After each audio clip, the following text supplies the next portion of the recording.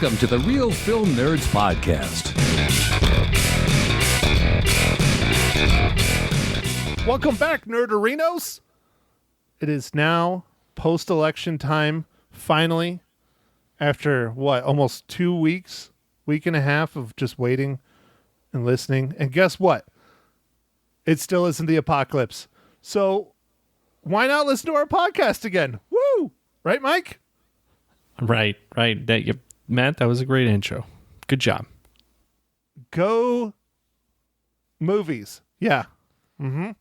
Go movies. I voted for movies. I wrote it in. I wrote in go movies.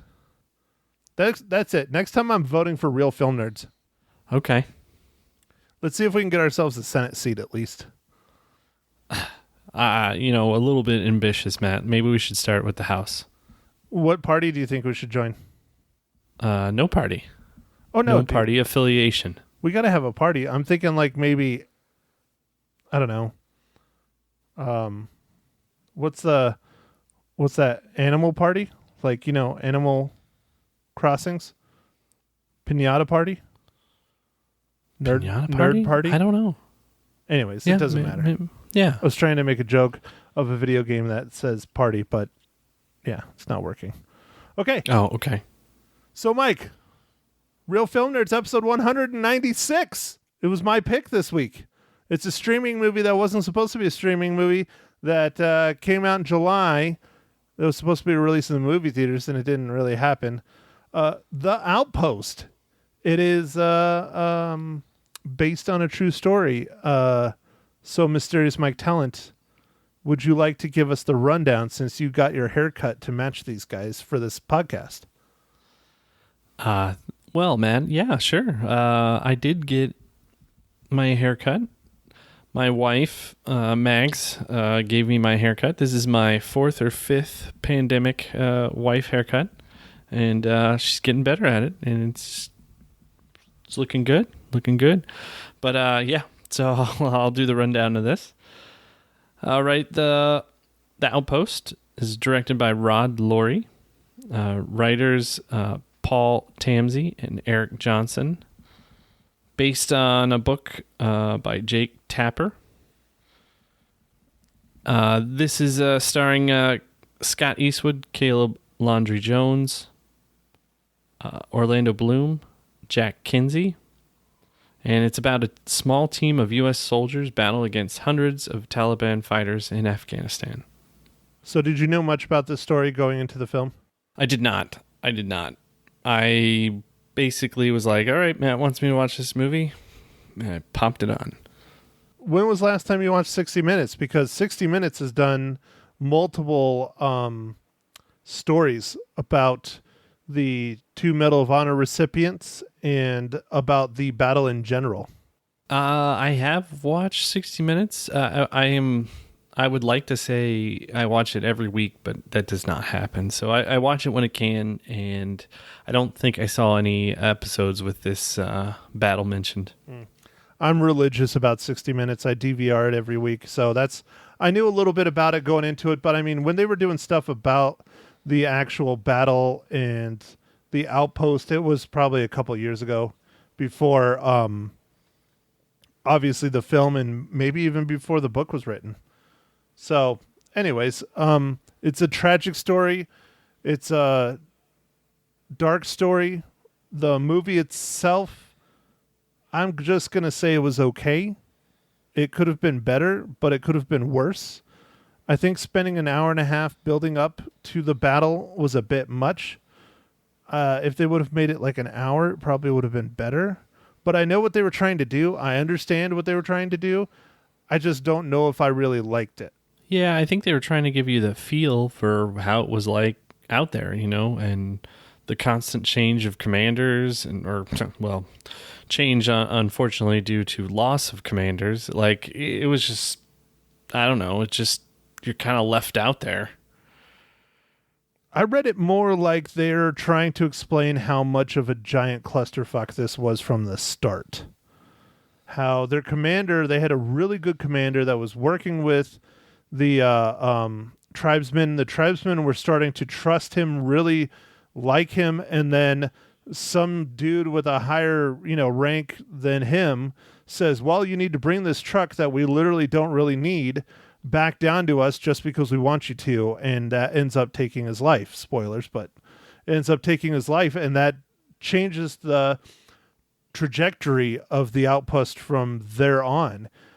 And it's just sad because every single commander they have afterwards, I mean, they had a pretty decent one after him and he was killed. He was directly targeted, I think, on purpose because of some of the things he did and how he acted towards the tribesmen. And then the third guy, they were trying to point out like he was like a coward, which I kind of see. I think it was more of a no nonsense, like balls to the wall kind of commander. So it's just the chain of command really kind of made the Outpost worse than what it could have been. And then honestly, Mike, I don't think it ever should have been there. It was a horrible place to have something like this. Yeah, it was weird. The just the positioning of it. They had no high ground. Like they were just sitting ducks the whole time. It was just very odd. I mean, that's military commanding, war fighting 101. You do not put yourself at a disadvantage from the start, and they did. And then, I mean, we can get into it. I mean, I don't want to get too hardcore political about it, but I mean, I personally think this is a tragic story that never should have happened. Like, one thing I don't understand, Mike, and both of us grew up in a military town. We grew up with the military being crammed down our throats just about all the time, especially me. Probably not so much you. Your dad was a little bit more chill. He didn't serve like my pops did forever. But here these guys are. They're begging and crying and pleading for help, and nothing's coming. Where does all our money go to the military if when someone needs help, there's no planes, there's no helicopters, there's no artillery, there's no nothing coming to help? Where does all the money that we give to the military go? Well, I don't know, man. Contractors? Well, I'm just saying, I mean, we have the biggest, baddest military in the world. We have jets that other countries only dream of. And these guys are sitting here waiting 45 minutes, an hour, 2 hours for a simple helicopter to come out and help them out. It's ridiculous. Yeah, I don't know. It's hard to know what all the different situations were going on at the time or whether the weather is bad. Helicopters are kind of finicky. I'm sure getting to that location, the way that it's surrounded by like mountains and stuff, seems like that might be a little bit harder for some of the crosswinds and things for the helicopters, but I don't know, man. Okay, Mike. I don't know. Here you go. Where's the drones? The drones fly at such a high altitude. Yeah. The mountains aren't going to bother them. Look what aircraft came in and really saved the day and blanket bombed the whole frickin' thing was a B-1 bomber. And that thing is really high up there. That's true. I don't know, man. You're right. If we can get the stuff to people most of the time when they need it, I'm not sure what the failure or I don't know. Something to study probably for years. And there's lots of people going, why did this place even exist in the first place? Because everyone's like, no, this is a dumb place for this. Right. Exactly. The grunts, the privates, the specialists, the guys at the very, very bottom are like, what the hell? Even they recognize that this is a giant mistake, but they're doing what they're told. And don't get me wrong, I know that's how the military operates. That's how the military is successful. But sometimes you got to question leadership when it's something so blatantly horrible and obvious as this. Yeah. One of the characters is like, yep, you guys know what the mission is. Stay alive. Yeah, it's pretty ridiculous. But, I don't mean to get all hardcore political and anti-military and all that stuff. I'm not. I never have been. I never will be. But when we're spending billions and billions of dollars to literally have the best equipped military in the world, and when someone really needs it and they can't help out, that's infuriating, especially to someone like me that's grown up with the military shoved down their throat. No, you're right to feel that way, man. It's inexcusable. We have all these resources. We have all these awesome planes and helicopters and drones, and all kinds of things. I don't know. I mean, literally some of the coolest toys in the world. And it's like, I know. Or is it just some general sitting back going, all right, there's only like 50 people there. It's fine. That's okay. We're okay with those casualties. It could be. I mean, what if somebody had to be woken up because of the time zones or something, and they're like, well, let's let them sleep a few hours, or, who knows, man? There's weird stories like that. Right. Yeah, honestly, dude, that's 100% believable. I 100%. Especially when it's someone that's under their rank, waking them up or doing something like that. Oh, yeah. Yep. So, anyways, I don't want to get too into it that way. I think I've done probably more than I was intending to. So, Mike, go ahead. Do your favorite part of the podcast. All right, Matt. Well, on those interesting opinions, why don't you tell me, Matt, what you're drinking? Is it bitter?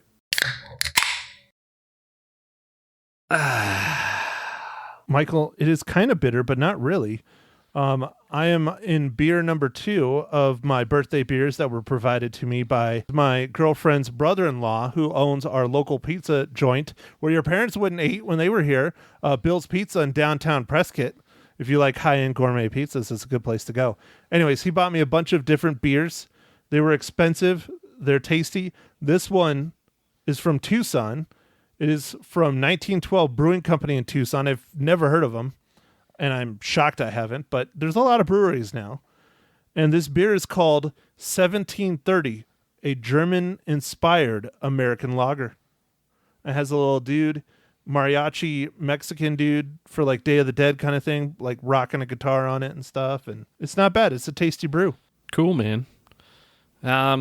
We still have some PSL kicking around, so I am having another one of those, the pumpkin spice latte from Swamphead Brewery. Good stuff. What's the other one? It's not the here, I'll show you there. Oh yeah, I see it. There's a little mariachi. Basic bitch. Yeah, it's not the basic bitch. Yeah. That shit's hilarious. I love the name of that beer. That's so good. So good, Mike. All right, swallow before you get to the mic so that I don't have to edit it out like always. Okay, here we go. All right, Mike. Here comes my favorite. Well, not my favorite part, but of one of the most interesting parts that I don't know how it's not gotten us more listeners. Mike, how does 2020's The Outpost relate to the Marvel Cinematic Universe?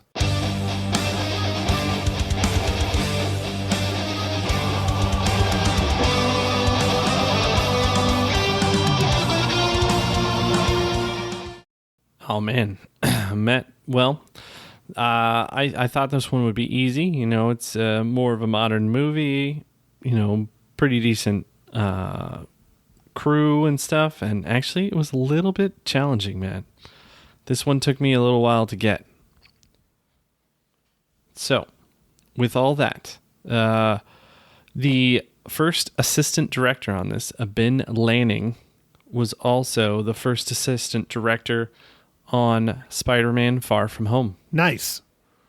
That's what I'm kind of shocked about is how Orlando Bloom hasn't popped up in the MCU. I'm sure he's on his way there. Yeah, Orlando Bloom, I feel like he just kind of does stuff every once in a while. He's not always in a bunch of movies. It was interesting seeing him in another war movie. Do you remember him in Black Hawk Down? He was like the young private soldier. Yep. And then now he's like the commander. Yeah, and now he's the captain. He's the captain. So it's like interesting to see the kind of role reversal as he's grown up. Well, and one thing I mean, granted it's Hollywood and he is probably the biggest name on here next to Scott Eastwood. I mean, I would say Orlando Bloom is more well-known than Scott Eastwood. Scott Eastwood just has that last name of Eastwood, which is not his given last name. He actually changed it to Eastwood. That's his stage name after his father. He actually took his mom's last name. But anyways, Orlando Bloom is probably the biggest name in this film next to Caleb Landry Jones. And people who know that name know Caleb is from X-Men First Class. He's in that movie. But he did a fantastic job. Gosh, man, he did so good. Caleb Landry Jones, loved him. I thought he really stole the show in this one. But man, he was intense, man. Really intense. Right? Orlando Bloom is like the big name dude, but he's only in the movie for like, what, 30, 45 minutes tops? Yeah, I was going to mention that, Matt, in the spoilers, which I guess we're in right now. Is it was a little disappointing to see Orlando Bloom not in it for too long and very lightly in it. It was more Scott Eastwood and Caleb. the other guy. Yeah, Caleb Landry Jones, yeah. And a couple of the other guys. Yeah, and a couple of the other guys spattered throughout. But yeah, it definitely focused more on those guys. But yeah. Now, did you watch all the way to the end through all the credits, Mike? No, I didn't see it at the very end. Oh. Was there Throughout the credits, like they started probably a little bit after the, because they had the original guys and it was showing the pictures of the original guys that died and stuff like that, which I always am a fan of. I think that's a great way to do it. It was a little fast. They did things a little quick on this, but a lot of the guys that were, I guess you would say side characters, but that's not really fair to them, are the actual guys from the battle. And they talk about their experience going back and filming this movie, and they were at the battle, and how like some of them really had a hard time with it because they did such a good job. It brought them back. Oh, that's really interesting. That's cool that they actually had some of the real soldiers from the battle. That's cool. Right. And they obviously played themselves. And so it was unique, man. It was pretty cool. It's not quite that one movie. You remember it was a few years ago. I never saw it, but it was where they hired like an entire team of U.S. Navy SEALs. Yeah. Did you ever watch that? What is that called? Like U.S. Valor or something, right? Wasn't something? I think that's what it was called. Yeah, something like that. Yeah. And that just fell apart because it was only real life guys and it was a movie. And I mean, not that they're, they're not supposed to be good actors. They're supposed to be Navy SEALs. But I heard how bad that movie was. And I don't know. I'll watch it eventually. But I mean, I thought this movie was good, man. I enjoyed it quite a bit. I just think we didn't need an hour and a half of buildup. We really didn't. And again, sorry everyone, but Mike and I spoiled the living hell of this movie pretty much from the start. But it is a true life story, so I don't know. Spoiling, not spoiling, whatever, it doesn't matter. Yeah, it does have a long build up, man. You're right. But I think it was like you said earlier, it was more to give you the feel of I think it was to give the feel of the place and just let you know that like how shitty it was. And these guys they're all there, they're soldiers, but it sucks, man. And like the phone time, like there's the calls when they're like, they had a kind of some quick clips of different guys, saying stuff to their families and their wives or their parents and stuff. And it was like, oh man, this is hard to watch. Like it was like, it was so personal and real. It's like, oh man, they're like, you got 10 minutes. It's like, yeah. All the guys right before the battle actually ensued. Yeah.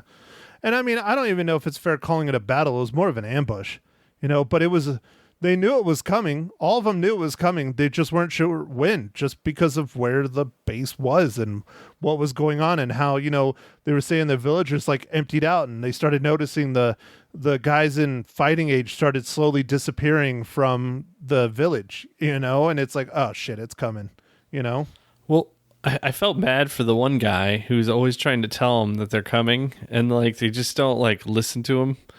And like, I get it. It's like they get tired of it. You're like, all right, yeah, okay, they're coming now. Gotcha.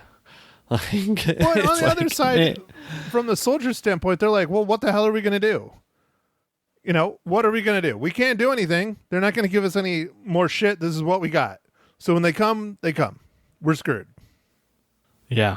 Yeah, no, I mean, I think they ended up saying something very similar to that. But it was just... It was kind of interesting because you saw that guy over and over. They're coming, guys. They're coming. Right. Yeah. Right. So speaking about things that are interesting, Mike,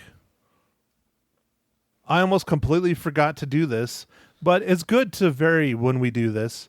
Mike, we have another incredible giveaway this week. Oh, yeah? What do we got? From our good buddies over at Paramount Pictures, I believe. I'm not sure if they're the ones that produced this film, but they're definitely backing it.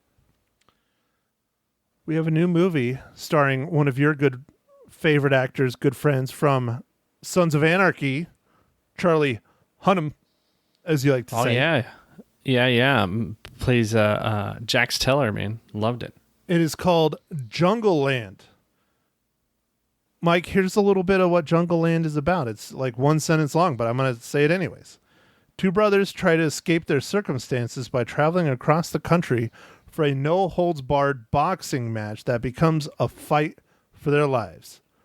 I've not watched this movie yet. It literally just came out on November 9th. That was Monday of this past week. I believe it was in the theaters last Friday is when it dropped in the theaters, for those of you who make it to the theaters. But the trailer looks very, very good. It looks very dramatic. It looks possibly very depressing. It looks like a really, really, really good drama.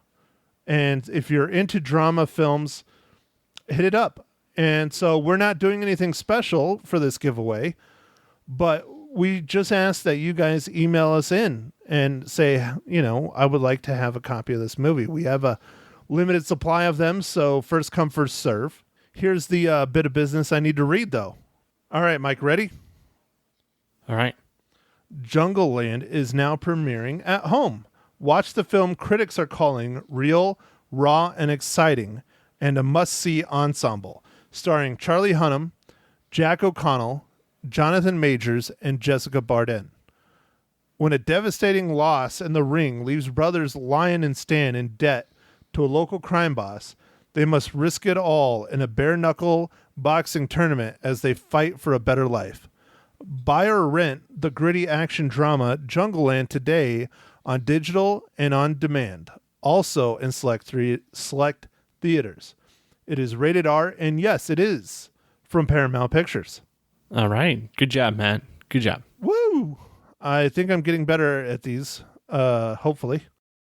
Anyways, it looks like a good one, man. It looks like a good one. I can't wait to watch it. So many movies, so little time, right, Mike? Well, there's so many movies that are just backing up. Like, the machine that is Hollywood has been making movies, and there were lots of movies ready to come out, and they're all just sitting on them. And at some point they're going to come out, but I don't know when. It's sad. I really feel like the movie theaters got bamboozled a little bit by the studios. They're like, hey, if you guys open up, we'll give you the movies. Ha, never mind. Psych. Gotcha. I know, man. It's like... Oh, what's the term they use in golf? Mulligan. Yes, mulligan. I know you like that one, Mike. That's a good word. That's a fun word.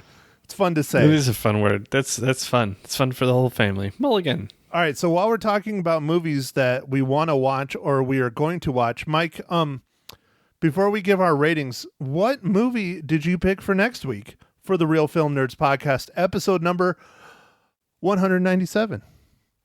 Oh, man. So this one looks interesting to me, Matt. Hopefully it's okay. It looks kind of like an alien period movie. Like, it looks like it's in the 50s.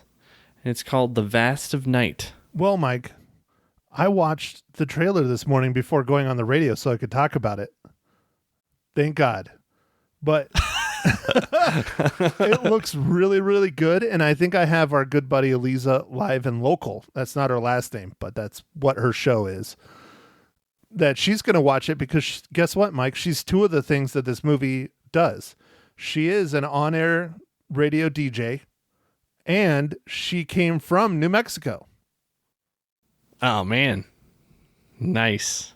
So I'm interested, man. I watched the trailer. This looks really, really good. I've never heard of it.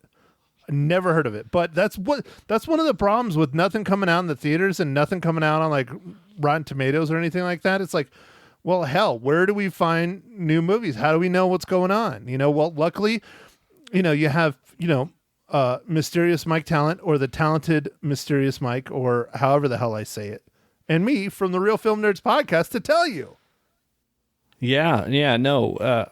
We go searching for this content because, Yeah, I hadn't seen anything on this either, Matt. I just was looking around trying to find something new to watch. I know we tend to do a lot of Netflix movies, and although we love Netflix, we want to spread the love around. So any other good content out there on various different streaming services, like this one's on Amazon Prime, let's check it out. Let's spread the love. Yeah, and it came out this year, according to the unofficial sponsor of the Real Film Nerds podcast, IMDb. This movie came out May 29th, 2020. And it's won a bunch of awards. It's an independent film. It's won like stuff at TIFF and... Yeah, no, it looks fantastic. Never heard anything about it around that time period. I don't know. I mean, I guess we haven't heard much of anything from anyone as far as movie advertisements. Like, Matt, one of the things I do miss from the theater is seeing all those trailers. I don't have that just constant influx of trailers. Like, sometimes I would see the same trailer about 14 times, but most of the time I would see a whole bunch of new ones. When you'd see a new movie every week, there'd be some new ones. There's usually some of the same ones, but it's not, unless it was some giant movie or something, that they're just going to keep showing you the same one. Sometimes that gets annoying, but yeah, I miss that. Well, I've been trying to turn to the YouTubes because there are lots of other movie, I guess you would say, news websites. And sometimes they have like best trailers of the month or like new trailers dropping in October or whatever. I try and catch some of those when I can. But I mean, there's so much out there, and I am now super busy in life trying to earn a living. Sometimes I don't have time for that kind of stuff. But yeah, it feels like we're missing out on a lot of films because we don't have that opportunity to see the trailers in the theaters or even on TV. I mean, I don't really have cable. I mean, I watch a little bit of news stuff in the morning here and there, but there's hardly any TV trailers on there. It feels like we're missing out on a really lot of great content. So, Mike, spreading it around between Netflix and HBO Max and Amazon and whoever else, streaming services, Hulu, yeah. If you guys that's why we do this. We're here for you guys. If you know of something and you want to suggest it, please send it in because we're hungry for stuff that's different and unique, and this definitely is one. So, all right, Mike, I'm going to stop talking because you're going to give your rating for The Outpost. All right, Matt. I liked it.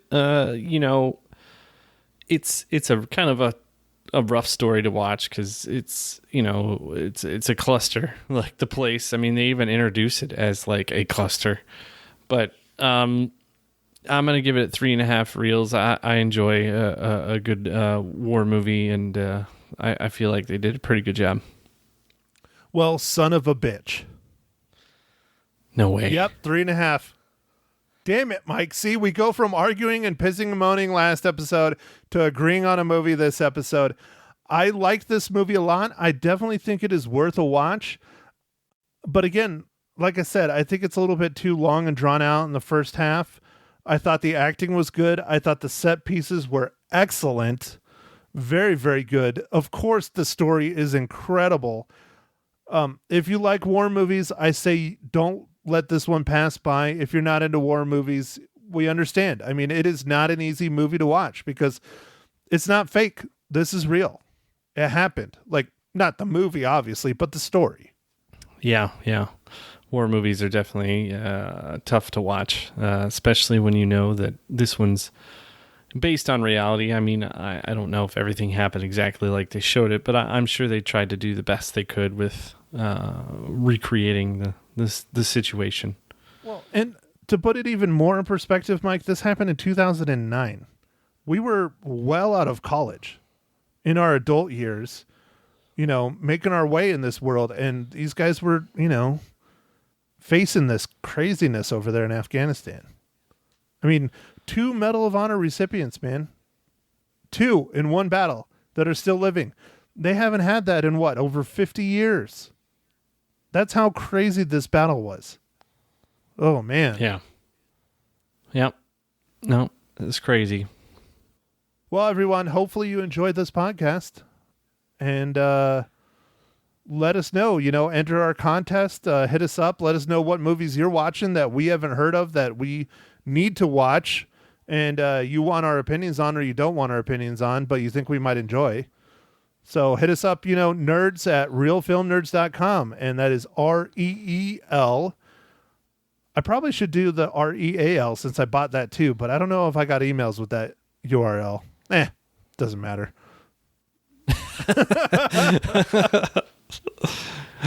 Mike, I'll turn you into the tech guy. You're the tech guy anyways. Mike, you get to do it. Go figure out another email since you can't get your own email working with the shitty selfies. Okay. I will figure out the shitty selfies, man. All right, man. I think we're wrapping it up. So thanks, everybody, for listening. And go ahead and catch as many movies as you can. And enter our contest. Hit us up. Just ask for a free movie, and we can deliver as long as you're first come, first serve. Thank you for listening to The Real Film Nerds. Now, don't forget to follow us on Facebook, Twitter, and Instagram at Real Film Nerds. Now, go out and catch a movie.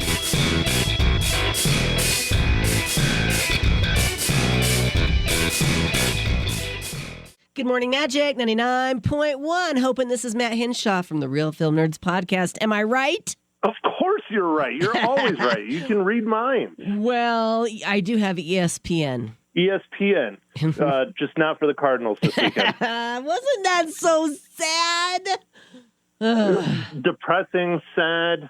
Someone needs to go practice more. I don't know. I don't know. And did you watch the ASU game? No, I missed the ASU game. I was busy working. Good. Well, sorry. Consider yourself lucky. I spent, I think, 4 hours on that game. They lost it in the last 3 minutes. It was awful. Anyway, we're not talking sports. We're talking movies. What'd you see this past week there, Matt Hinshaw? Well, I hope you watched it too, but I don't think you did because you're a slacker and I saw that you were out golfing.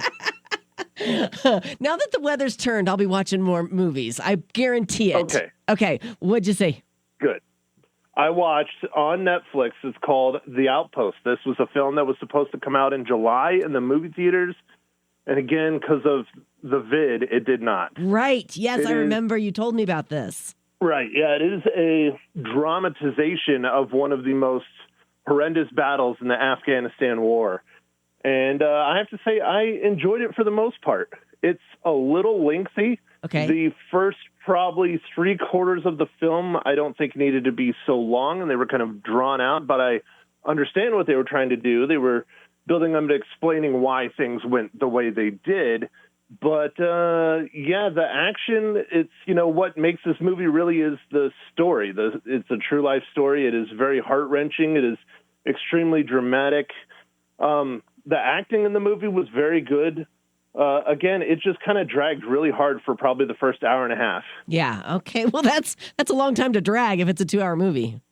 It's a 2-hour movie, yeah. And the final kind of, well, I don't say the final battle. I mean, the only battle in the whole thing is the last half hour, and it is very dramatic, and it is just on the edge of the seat kind of action. It was good. It was really, really good, and it's very sad, and it's, like most war films. So. Yeah. And did you know anything about the story before you watched it? Yeah, I'm a big watcher of 60 Minutes, and 60 Minutes has done multiple things on it over the years. Okay. I haven't watched like a full-blown documentary about it, but I knew a little bit going in. Okay. Yeah. All right. Very good. So how many reels you think you're going to give it? I give it, I thought it was good, but it could have been better just because of the long drawn outness of the beginning. I give it 3.5. I think it's well worth a watch. 3.5 out of 5. And where can we watch it, Matt? Mm-hmm. It's currently streaming on Netflix for hopefully another year, maybe or so, before they lose the rights to it. So. Okay. All right. Netflix. Okay. So what's on your schedule to watch this week? Well, this week it is my co-host pick. He picked a little independent film that is currently on Amazon Prime. It came out in May. It's called The Vast of Night. It's won all kinds of awards. It looks very interesting. I've never heard of it until this morning when he said, here, this is what we're going to do. And it's here's the little synopsis of it. It's basically a sci-fi period drama.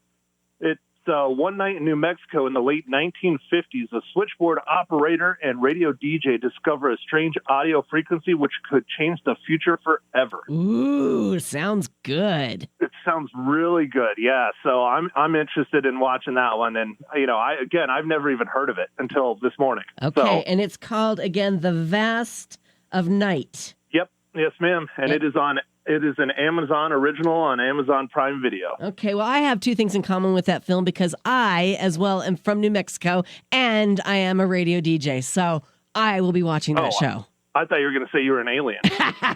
Well, I have been accused of worse things. I'm sure you have being a radio DJ. Matt Henshaw, as All right, always. I got one last one. Oh, okay, and then good. I'm going to let you go. Okay. I got another really big giveaway from Paramount Studios. They hooked us up again. There's a brand new film that came out on Friday in the theaters and on streaming. It's called Jungle Land. It is about two brothers trying to escape their circumstances by traveling across the country for a no-holds-barred boxing match. Ooh. And it stars Charlie Hunnam, Jessica Barden, and Jack O'Connell. So if you want a free movie that's a dramatization, boxing, sports, And Charlie shoot us an Hunnam. email. And Charlie And Hunnam. Charlie Hunnam. I mean, you could never go wrong with him. He was incredible in Sons of Anarchy. Yeah, you had me at Charlie Hunnam. Okay, they just have to email you. Where? Yep. At nerds@realfilmnerds.com. Awesome. Matt Henshaw, as always, great talking to you this morning. We'll chat with you maybe on Friday, definitely on Monday. Sounds good, Lisa.